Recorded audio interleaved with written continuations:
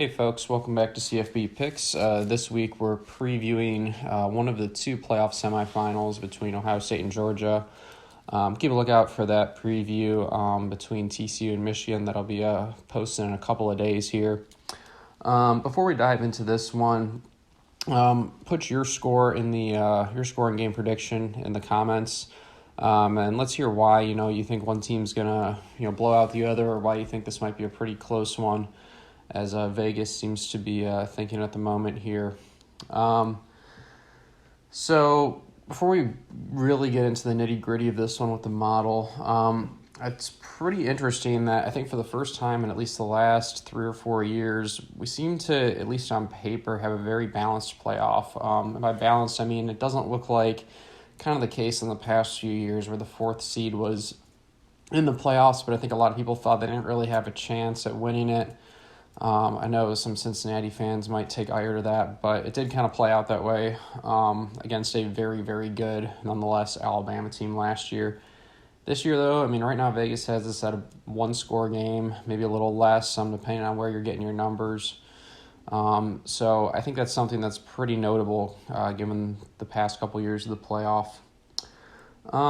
So getting into this one, we'll start by taking a look at Georgia. So Georgia, they've been dominant, to say the least, all year, even against high-level competition. Sixth best offense in the country with 493 yards per game, and a 10th best defense, despite losing a ton of talent last year to the NFL. They currently have the fifth best schedule in the country.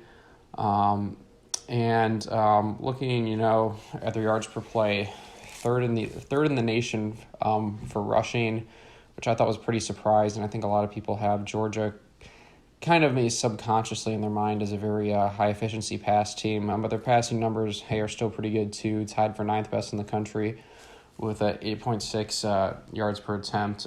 Stetson Bennett with 8.7 on the year. Looking at the defensive side of the ball, their yards per pass is actually where I think the team is maybe not quite kept up with last year's, but they still are tied for the 13th best in the country. Certainly nothing to sneeze at. And their yards against per rush is tied for third in the country. So really a ball-rounded team just on both sides of the ball and both the rushing and the passing aspect of the game. As we dig a little deeper here, at the time of this video, it doesn't look like Georgia has any notable opt-outs. That may change in the coming days, but hey, that's just bowl season these days. So as I mentioned before, Stetson Bennett, I think is notable about his numbers. He's played the majority of the snaps this year. He is, similarly to Georgia's average, 8.7 yards per attempt through the air. But what I think is notable about this number is that even against high-level competition, his stats really hold up. I mean, against LSU, say what you will about their defense, but 23 for 29 with 274 through the air, 4 touchdowns, no picks. That's pretty good when you're playing a top 10 team in the country, to say the least. And against Tennessee, too, who I think really had an underrated defense, well, at least until they played South Carolina, that is. He went 17 for 25, and it was really kind of drag it out, both teams throwing punches back and forth sort of game where Tennessee's defense looked really good, at least for the first half of that. In that game, he's still, 2 touchdowns, to 0 interceptions, plenty of yards to the year to follow that. What I think is also interesting about Georgia is on the offensive side of the ball, is their play selection is actually 53% run. I know a lot of people out there, including myself, tend to think of Georgia as, they're a team that's going to, hit the slants, hit the open receivers, kind of use schemes to their advantage to really kind of rack up passing yards, but that's not truly the case. As we said before, yards per rush is third best in the country, so this is really a balanced team. It's not just a matter of, Stetson Bennett finding his open receivers week in and week out. So getting into Georgia's schedule, I think it's important to look at schedule when you're looking at these games, just to at least take a recap of, what the team's gone through this year, and, how they performed against both high and kind of mid-level competition when they're going against teams from other conferences who may not have had similar matchups throughout the year. So with Georgia, what really stands out is while they were dominant against, mid-level competition and high-level competition, even when they didn't have, off weeks as Oregon had, they're really controlling these games. It seems like at some points, they have a scary win against Missouri where kind of their pass game just isn't clicking for 3 quarters or so. Also against Kentucky, who has a great defense nonetheless, where they're really just not clicking, for lack of a better word.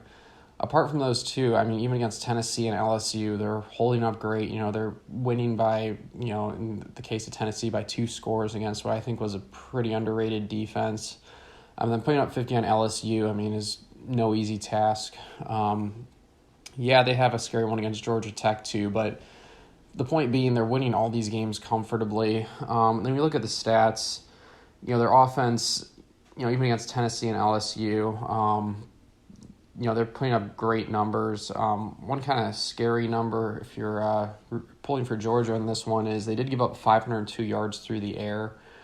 Looking at the stats, or kind of recapping the stats we were looking at, their biggest weakness is definitely that passing defense. Yeah, it's 13th best in the country, but that seems to be the one area that might be something that could be exploited moving forward this season in the playoffs. So getting into Ohio State.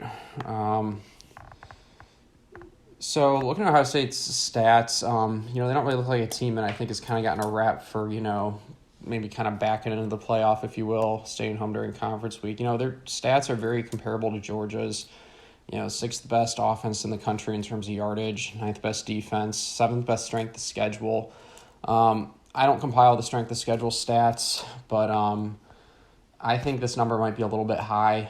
I think Georgia might have a little bit tougher schedule, and I think that Ohio State might be getting a little bit too much credit there for playing Notre Dame, which is absolutely no fault of their own. More teams should go out and schedule, basically, quasi Power 5 opponents, but, sometimes those teams aren't very good, and there's nothing you can do about that. On the offensive side of the ball, they're, 5.5 yards per touch. It's 6th best in the country, and their yards per pass is 9.4, 3rd best in the country. Similarly to Georgia, their passing defense hasn't been great, but when I say comparatively, it's a good bit worse. Tied for 38th in the country at 6.8 yards against per opponent attempt, and their rushing defense, tied for 17th, is still pretty good. But similarly to Georgia, if there's something that can be exploited there, it's absolutely their passing defense, which has kind of come under fire. I don't think it's quite where folks kind of thought it would be after, kind of trying to revamp that defense this year after they parted way with Coombs at the end of last season. So getting into Ohio State's schedule, they definitely have, some close games. I'm not going to dwell too much on the Michigan game just because I don't think they had a very good day, and I don't know if it's necessarily something that will happen again in this game. With Georgia, I didn't, drag them for almost losing to Missouri in this video, so I'm not going to get into the Michigan one too much. Although what I will say is from that game, I have pretty serious concerns about Ohio State's line play. The game was kind of over, but Edwards really started just moving the ball kind of more or less at will against Ohio State, and we're pretty sure he's not 100%.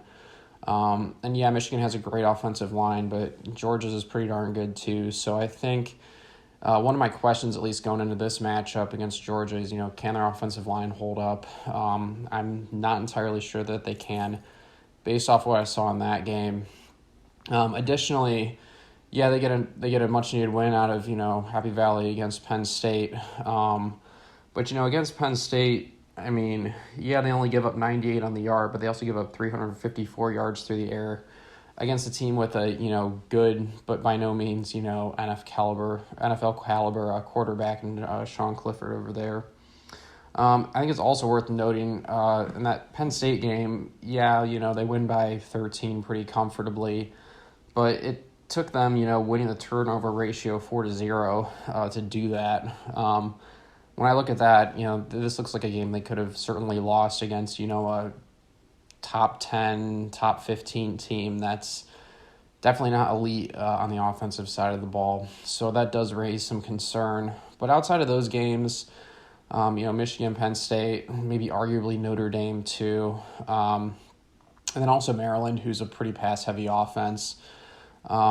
They really dominated the rest of their competition. I'll kind of give them a mulligan for the Northwestern game being played in really high winds. Really couldn't really execute their style of football, but the rest of the year, they're playing Michigan State, Rutgers, Wisconsin, Toledo, Indiana, Arkansas State, Iowa, not very good teams. They're dominating their competition. I mean, putting up 70 points in a game against anyone in FBS is impressive. That means you have a good offense. So you don't necessarily have to beat someone good by a lot to show that. And I think they've displayed that throughout the year. So I'm not sure if it's a matter of inconsistency. I think it's a matter of not holding up against elite line play or elite minus a line play on either side of the ball. I think is where Ohio State's struggling. The exception there is probably Maryland. I'm not sure they really have elite offensive line or defensive line play, but they have a good passing attack. And so I think, as I get into the picks for this matchup, I think it's really the passing defense for Ohio State that worries me. Worries me a good bit going into this pick. So getting into the pick, the model right now has this at about a 7-point game, like Vegas has it, just under 7-point spread. It has Georgia at 47.58 and Ohio State at 40.71. Those numbers I think are a little ridiculous. I don't expect it to be a 47-40 type affair. But I think what this model is getting at is that it is about a one-score game. Right now the model's saying, Georgia's going to have 11.5 yards per attempt. Ohio State's going to have 13.3. Yards against per pass, it says Georgia's going to give up about 5.5.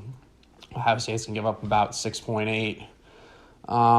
And then in my pick right now is I have Georgia winning this 38-28.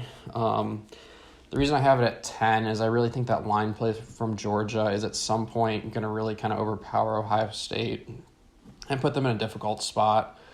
I also think that the ability for each team to reproduce, their best outcomes this year comes into account as well. And what I mean by that is, Stroud's had some really good games. Going back to the Penn State game where, he completes 79% of his passes. That's, looking back at the numbers, that's about 10% better in terms of completion percentage than any of his other games this year. He throws for 354 yards, pretty great numbers, but as I said before, that's a game they still could have lost against a team that's definitely not as good as Georgia. I think if Penn State was, to play Georgia, it'd probably be, at least a 14-point spread in Georgia's favor. So I think, even if Stroud has a great game like he did against Penn State, they could still lose this game. Meanwhile, I think with Georgia's, offensive scheme and using that kind of, high-efficiency pass game where Stetson Bennett can, find the open receivers, hit them, and kind of, rely on his defense to kind of do their part to back him up, I think is definitely a more realistic outcome than, Stroud just going in and hitting shot after shot to win this game. And I say that because that's kind of how Georgia won it against Tennessee. They only put up 27, but they also only gave up 13 on the ground against, a Heisman, at least, finalist caliber quarterback when he was healthy. So I think a few things to look at further is, when it comes to Ohio State, what's their approach for winning this game? I think the approach for them is they want to make this a high-scoring affair. One thing they have over Georgia to their advantage, I think, is a very vertical passing game. With Najigba Smith out, that's going to hurt them a good bit. I think through the season, it's also kind of been evident that, they're definitely missing some receiver weapons. While Georgia's receivers may not, set the world on fire, guys like McConkey, who maybe aren't a first-round draft pick or probably aren't, but they thrive in Georgia's scheme. They get open, they, run great routes, and they kind of make it look easy for Georgia to, get the ball in the end zone. And then they have, really great talent in guys like Brock Bowers, who, also helped them to score a good bit. On the Ohio State side, you have Marvin Harrison, arguably the best receiver in the country. They have a pretty good tight end in Stover, who I think is maybe a little bit overused. And that's not a knock against him. I think it's really hard to, run your offense through a tight end. There's probably only like three guys who come to mind who could really do it. Brock Bowers being one, or three guys who could do it rather in the last, maybe 5, 6, 7 years. And most of them are NFLers, Brock Bowers being one. And maybe a couple tight ends out of Alabama in the last decade. So I think it's going to be interesting to see, if Ohio State can have other guys step up in that regard, especially at the receiver position. In terms of the running game, I think this one's going to be pretty even. Both teams have great guys, who can move the ball efficiently, but maybe don't necessarily, set the world on fire when it comes to, Cook for Georgia and Williams for Ohio State. So I think this one really comes down to, which team can find an advantage in the passing game and then try to exploit that either by having the better passing offense or the better passing defense. The model seems to think that it's going to be passing defense in favor of Georgia.